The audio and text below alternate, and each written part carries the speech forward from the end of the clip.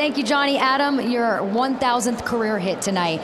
Does it make you think back to the very first one? That's the first thing I thought about. I honestly did. First thing, when I looked up, first of all, it surprised me. I knew I was getting close. What a week in the SEC. 3 simple numbers sum up the conference this week. That's 1, 2, and 3. LSU, Alabama, and Arkansas at the top of the BCS poll. He definitely brings that veteran presence to this rotation, and tonight he's looking to get back to his ways of eating innings, which he said before is his role in this rotation. His last 3 starts, unlike him, not pitching through 6 innings. Guys, I got my hands on another Gator motivator. This one's an accessory. It says grind right here on this bracelet, standing for Gators, relentless intensity, never quit, dominate your opponent. Speak of little guys, we're going to talk about a little guy who is our friend, Kristina Akra, who is talking about a big guy in the SEC, one Cam Newton. Sorry, you set Kristina. me up for that one. After a great run this month, Notre Dame does stand at 10-4 going into tonight. But when it comes to the final stretch, looking ahead to the end of the season, head coach Mike Bray told his team, think back to this time last year when you were 6-8. We've all heard that defense wins championships, but is that the key to victory for either LSU or Georgia in this matchup? Because of the situation, meaningful baseball against a team that's been on your heels for months now. Did you feel a little bit more intensity in this place? Yeah, you know, it's great pitching in front of a sellout crowd like this, and you know, the electricity was in the air. It kind of reminded me of my debut. You left the California surf to come here. I think the week you were signed, the first game you played in, there was a lot of snow on the ground. Yeah. What went through your mind? Were you like second guessing it ever? No, I wasn't second guessing it. Yes, we were in Starkville. We went to O'Charlie's in Tupelo, actually, the town next to what, Tim? One-Pelo. Zing. Coach, the goal for this game tonight was to have your players play as best as they possibly could. What have you seen in the first half? Well, you know, I think the players are playing hard. I just don't know if we're playing smart all the time. It was a whirlwind of a week for Matt Reese after getting back from Houston on Friday night. It is sight set on a nice little weekend with his family in the Cape.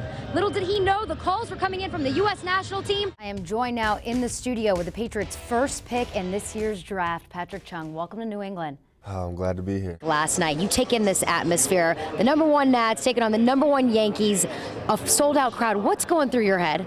Saying, how cool is this? It's something that it's almost like a dream. You know, we've worked very hard since we got the team in '06.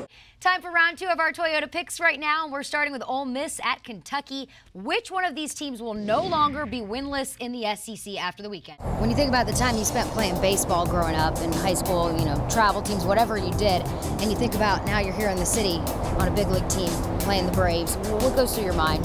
I mean, it's a lot of fun, especially if I have an opportunity to pitch. You have a lot of people that haven't had a chance to catch me pitch in Major Leagues. The Tigers and the Bulldogs go way back, the oldest rivalry in the Deep South. Halloween edition. Let's go ahead. We're going to the pen. And we've called the bullpen. Coach is calling you. I'm out? Yeah, you're out. Your arm's sore. You said it's a special Halloween edition. My hammy hurts. And I am Charles Davis, aren't I? Villanova is definitely trying to build on that momentum that they gained that you guys talked about earlier after the win at the Cuse. And head coach Jay Wright told me that there's something about the dunk that always makes it a tough place to play. Coach Dooley, you were looking for a spark on offense for your team to get some confidence tonight. How do you feel about the first half? Yeah, the quarterback's playing real well. Mississippi State is heading to the Swamp. Dan Mullen heads to his former stomping grounds, Gainesville. Both of these head coaches obviously know each other very well. Who comes out on top? After the devastating tornado that came through Tuscaloosa back in April, there's still efforts to create relief for the victims here in Tuscaloosa. One in particular, a Facebook page called Forget Us Not Tuscaloosa. Rick, big game for you tonight. The coaches talked this week about you guys embracing the competition and having some fun. Did you have some fun out there? Yes, ma'am. You know, that's what it's all about. Tennessee was in a very similar situation. This time last year at 2-6, they're able to get their last 4 wins to get to the postseason. This year to get there, they're going to need 3 out of 4, and they're ready to get it started tonight, 1 game at a time.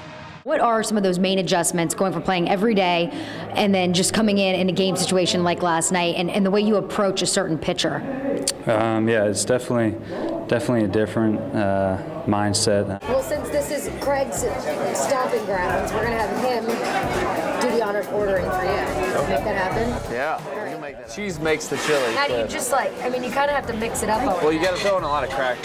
Yeah, okay. Crackers? There's no room for crackers. That's what they're for. Is there a better place to be than Nationals Park watching America's favorite game on the 4th of July? I don't think so. And a lot of the players have memories of the holiday that revolve around growing up with the game of baseball in their lives. Great line from Ryan Matthews. Hasn't been up this early in a long time, but it doesn't happen that often. Exactly, Johnny, and it sounds like it was all about a good night's sleep last night. Gio Gonzalez is sitting with me right now to talk about great outing last night. Gio, how much of it was about rebounding from your last outing and just really proving something out there? I think Flores and I had a little game plan at the beginning. You know, we had breakfast that day. And as Kyle Brady said, he's done his best to give his teammates a little insight on the Jags. His size alone is a good indicator of just how big this Jacksonville team is.